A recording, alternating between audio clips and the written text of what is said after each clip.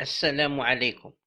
حسب الأخبار، رصدت اللجنة المنظمة للنسخة العاشرة من كأس العرب 2021 التي تقام على الملاعب القطرية خلال الفترة من 30 نوفمبر الماضي ولغاية 18 ديسمبر الجاري جوائز مالية قدرها 25.5 مليون دولار. ويشارك في بطولة كأس العرب قطر 2021 16 منتخبا، وتقام للمرة الأولى تحت مظلة الاتحاد الدولي لكرة القدم فيفا.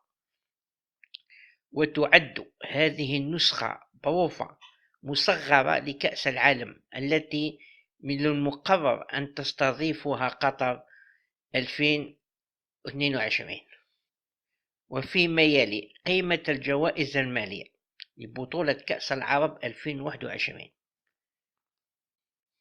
500 ألف دولار لكل منتخب شارك في البطولة، 750 ألف دولار لكل منتخب متأهل للدور الربع نهائي، 5 ملايين دولار لصاحب المركز الأول المتوج باللقب، 5 ملايين دولار، 3 ملايين دولار لصاحب المركز الثاني، 2 مليون دولار لصاحب المركز الثالث، 1.5 مليون دولار لصاحب المركز الرابع،